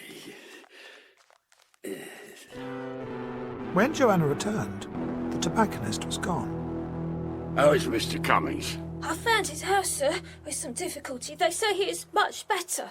Oh, very good. I'm going to look over some accounts in the parlour. Don't disturb me. If anybody comes, say I'm out. Oh, Lord. Mr. Rankley's hat is still here. She reached for the shaving chair for support. Her eyes fell upon the arm she had damaged. What? Where's the razor mark? Gone? What's happening to me? Keep a good fire, Charlie. Sorry. Yes, sir. Ever see a house on fire, my boy? I never did, sir. An amusing sight, especially if the conflagration spreads, and one views it from the water. Talking of water, the lady who was here this morning, Mrs Lovett, was very fond of water, and now she's got plenty of it. Has she gone to the seaside, sir? Hey, what is it to you? Out of my way. No more customers tonight. I'm tired. You sleep under the counter. I know, sir. Oh. Well, master, I wants a clean shave. It's rather late. I don't know if I have any hot water. Oh, cold will do. Cold? Oh, dear, no. We never shave in cold water. All right, if you must. Sit down, sir.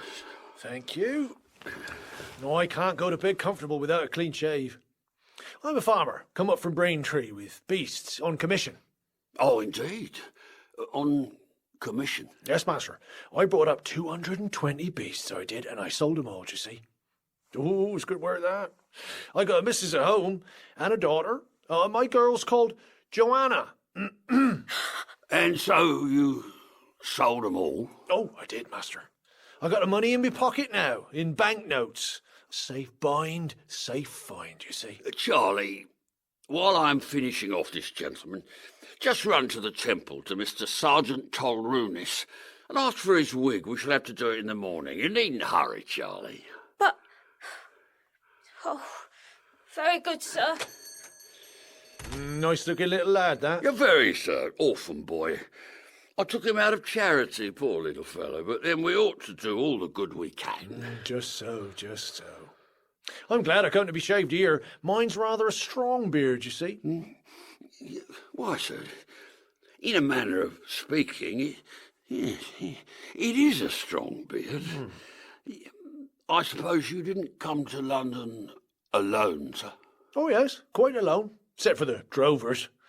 When I come again, I'll come to you to be shaved, and I'll recommend you too. You're very much obliged. I find I must get another razor with a keener edge, as you may say. Ah, don't worry. No, sir, no, don't move. I have them in the next room, and you know, sir, I must do the best I can. I'll leave you the lamp.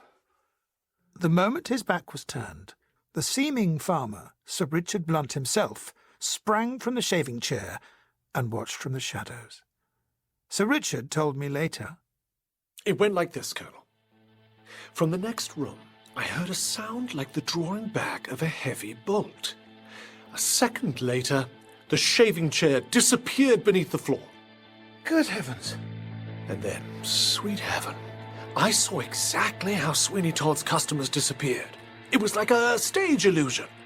A piece of the flooring turned back upon a centre, and the weight of the chair, when that bolt was withdrawn from the inner room, weighed the floor down one end, which swung completely round.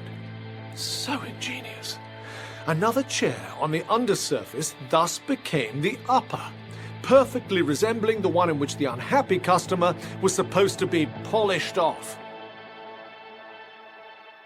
Like magic, Richard. So Todd's visitors disappeared in a flash, and there was the empty chair. Abracadabra. Exactly. He trusted that a fall of about 20 feet below onto a stone floor would be the death of them, or at least stun them, until he could go down to finish the murder and to cut them up for Mrs. Lovett's pies. After, no doubt, robbing them of all their money and valuables. Indeed. Anyway, I seated myself in the newly appeared chair as if nothing had happened.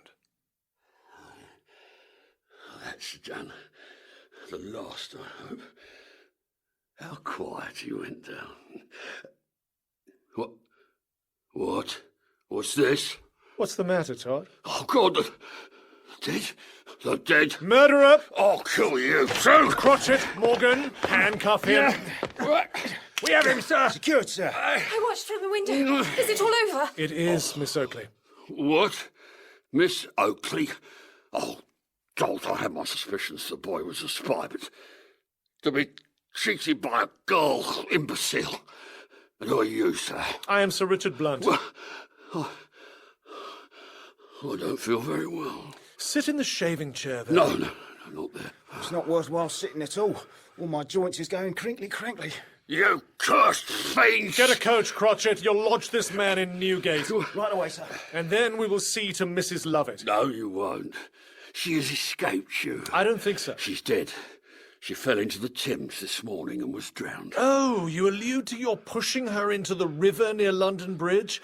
You were observed. What? We got her out. She's now at her shop in Bellyard. Is this all a dream? Or am I mad? All's right. Here's the vehicle. Crotchet? Well, all bless you, sir. Didn't I say from the first Todd smugged the people has come to him to be shaved? You did, Crotchet.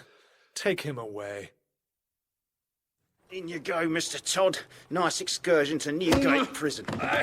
Has the gentleman had a drop too much? A drop? He will have, before long.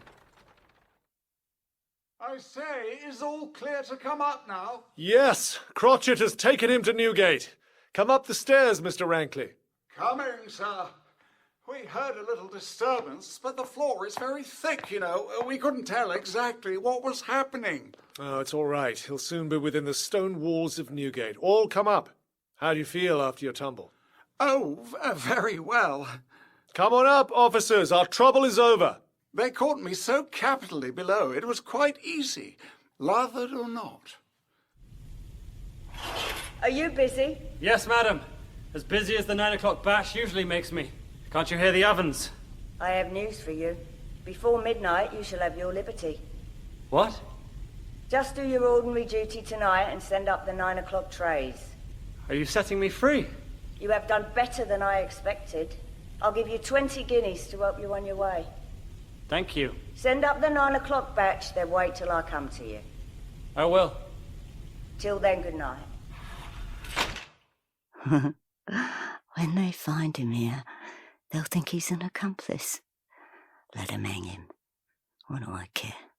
Now, Mrs. Lovett had a plan of action, which also looked forward to her own freedom later that evening at perhaps 9:30. There. It's done. The impeachment of Todd, a full account, and directed to Sir Richard Blunt. When I am far from London, this will reach him. Todd will be taken, and I shall escape. Well, yes, always providing certain proceedings hadn't already taken place at Sweeney Todd's, and that 5 minutes after her underground visit, Sir Richard had not sent me, via the St. Dunstan's vault, to speak to the young man through the crevice in the bakehouse wall. He received definitive instructions with interest. 9 o'clock. What a crowd. Mrs. Lovett, I hope you've ordered enough pies for tonight. Oh, there'll be plenty. Good. I say, don't push so. You'll be in time. Don't be pushing like that. I've got ribs. And so have I. Don't shove a fellow as if it were half price at a theatre. Make way, gentlemen. Let me get at the handle to bring up the first batch. Get out of my way. Here come the pies. Here they come. Bought and paid for. Hurrah!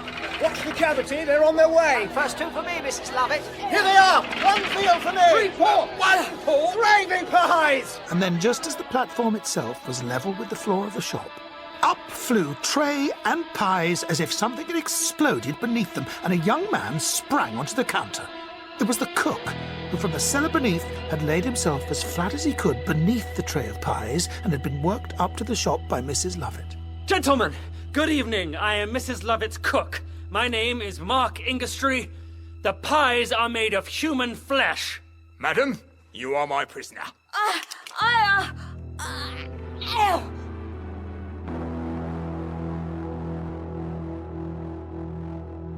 And now, sir, in recompense, tell me exactly why you suspect the young lady you loved of falsehood to you. I do not say loved, Sir Richard.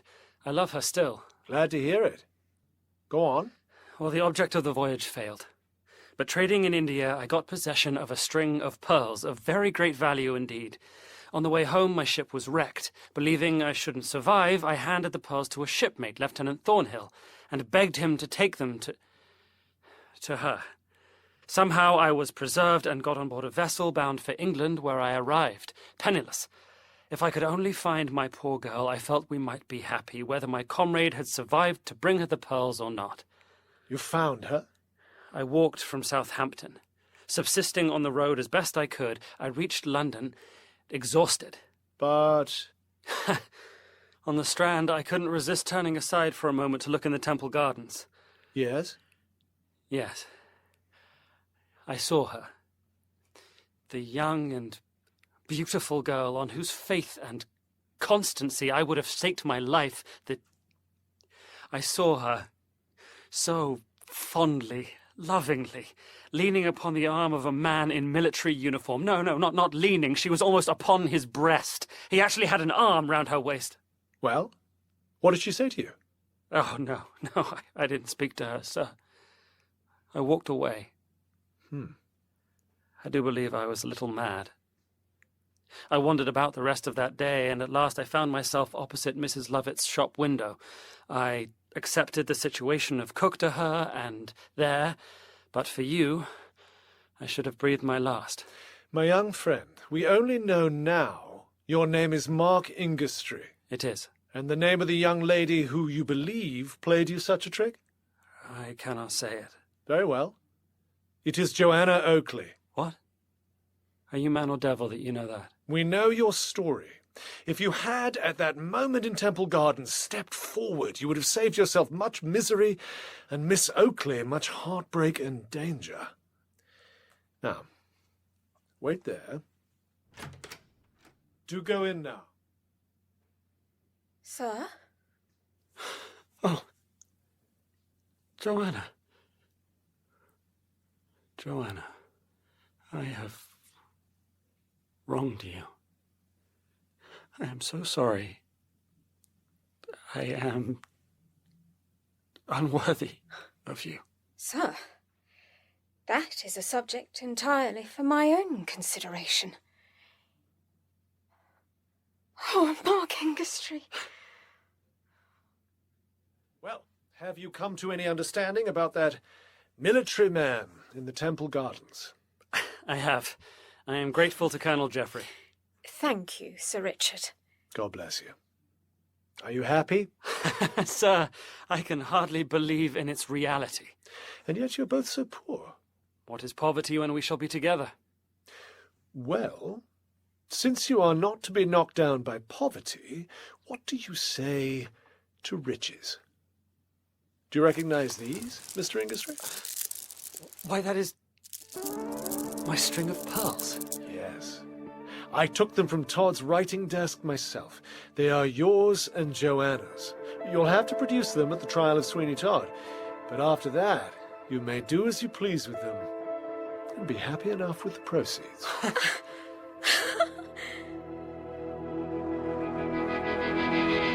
Prisoner at the bar, do you plead guilty or not guilty to the charge here made against you? Wait, where is she? Mrs. Lovett, you mean? Where is she? If she is innocent, then so am I. I don't see her. She won't be here.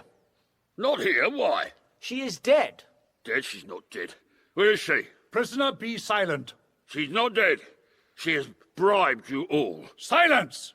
I tell you, she's a fiend, not a woman. And then, gentlemen of the jury, Mr. Thornhill landed from the ship, taking the string of pearls with him. His faithful dog, Hector, accompanied him on shore. Keep that dog off! Remove that dog from the court immediately. I beg, my lord, that you will allow him to remain. I assure you he is a witness in this case. A witness? Yes, my lord. He will identify Mr. Thornhill's hat. Will anybody keep him quiet? Oh, yes, your worship. He's my dog now. I'll keep him like a mouse what has fainted clean away. Oh, very well, I suppose. Pray proceed, Mr. Attorney. Later, I was called to the witness box. Colonel Geoffrey, did you ever before encounter this string of pearls, which we have all seen produced this morning as evidence and about which so much fuss is made? Yes. Mr. Thornhill showed them to me. Oh. Do you know a young lady named Joanna Oakley? I had that pleasure. You had? Have you not now? I have the honour of her acquaintance since her marriage. She is now Mrs. Ingestry. Oh. Do you know a young lady named Arabella Wilmot? I did. One moment. Colonel, did again? Is she married as well? Yes, that young lady is now Mrs. Geoffrey, my wife. I was in the vaults of St. Dunstan's Church, and I looked over a quantity of osteological remains. Among them I found a male femur. Dr. Murphy, would you be so good as to give the vulgar names?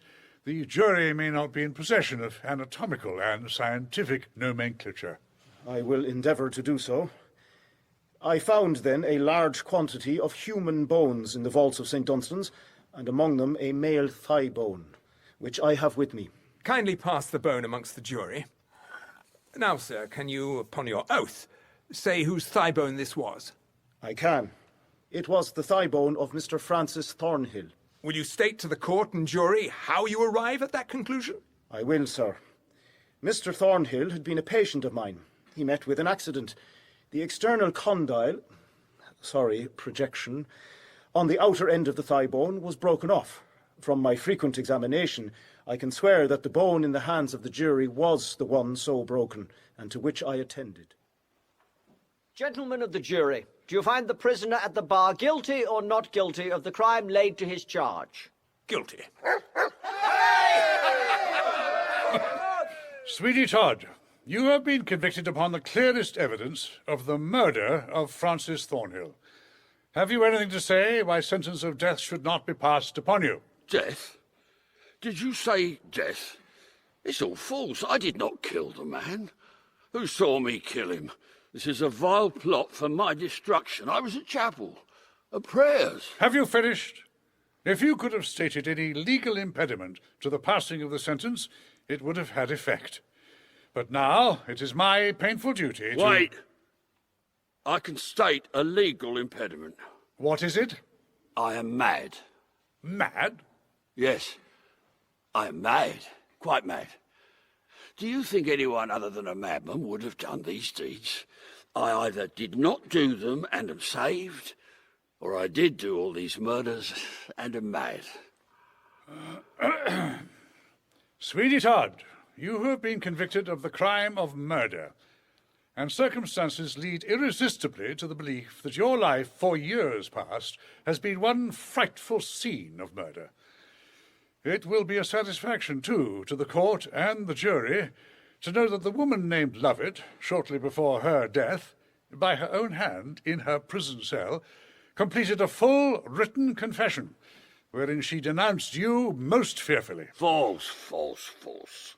It is now my painful duty to pass upon you the sentence of the law, which is that you be hanged by the neck until dead, and may heaven have mercy upon you. Quite mad. Mad. I'm mad. I must tell you that Sweeney Todd escaped from Newgate Prison the day before he was due to be hanged. He evaded recapture despite the best efforts of Sir Richard Blunt. After plundering a number of goldsmiths and jewellers' establishments, and with money in his pockets, Todd eventually made his way to Gravesend to board a ship to France.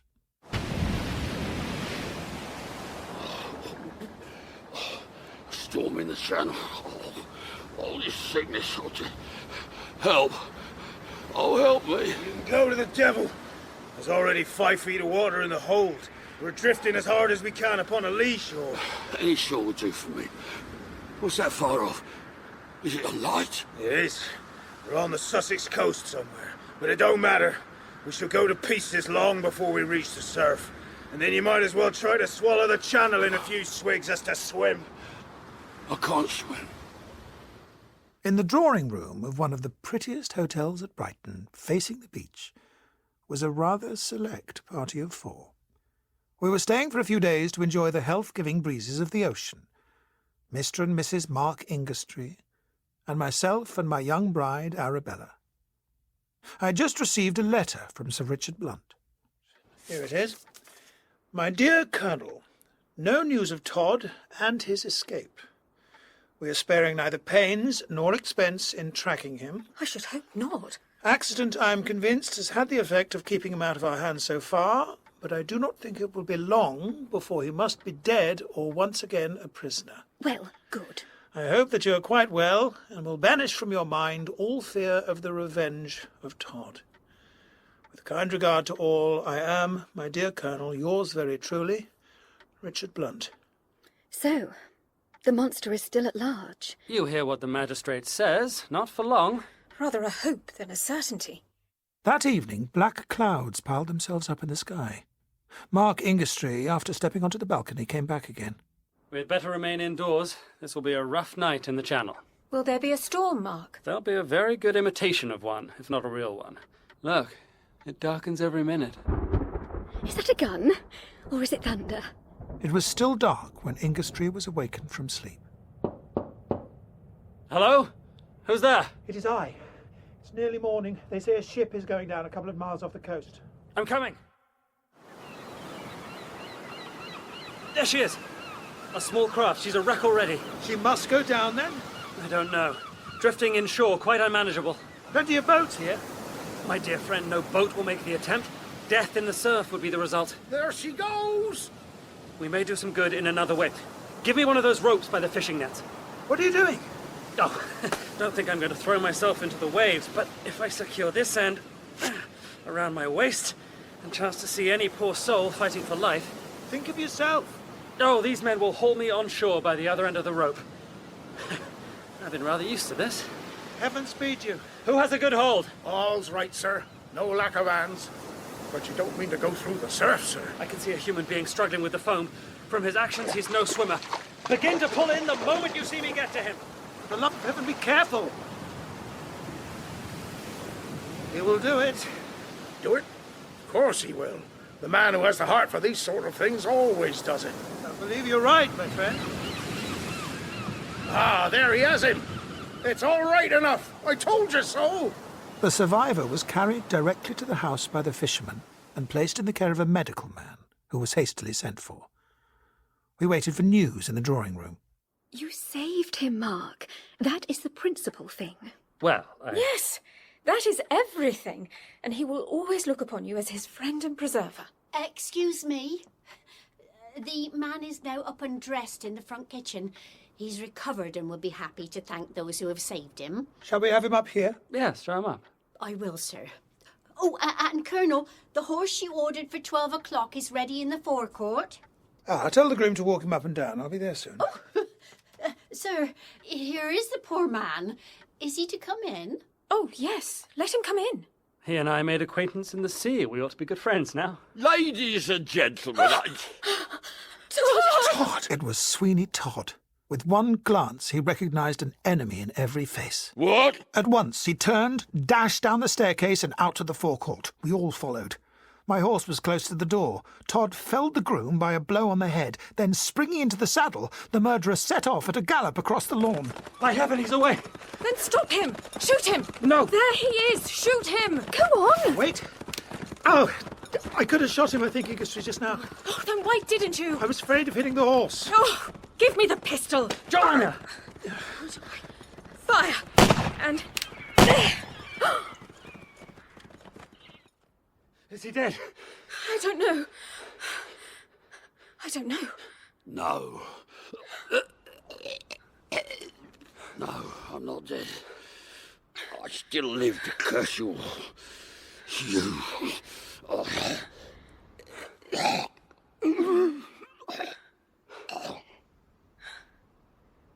Dead. Satisfactory. And listen to me, you treasure up every word I say. You hear me? I hear you, sir. I hear you, sir. Do you think anyone other than a madman would have done these deeds? I'm mad. Quite mad.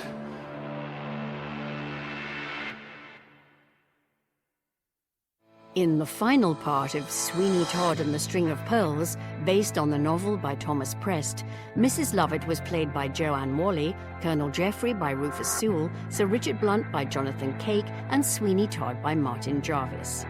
Mark Ingerstry, Jack Cutmore Scott, Joanna, Maura Quirk, Arabella, Elizabeth Nolden, Crotchet, Mr. Brown and Dr. Murphy, Matthew Wolfe, Mr. Rankley, Julian Sands, the Judge, Ian Ogilvy, Morgan and Attorney, Neil Dixon, Clerk and Sir Ernest, Darren Richardson, Boatman, Counsel and Fisherman, Alan Shearman.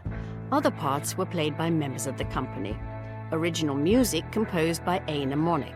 Sweeney Todd and the String of Pearls is dramatised by Archie Scotney, directed by Rosalind Ayres, and is a Jarvis and Ayres production.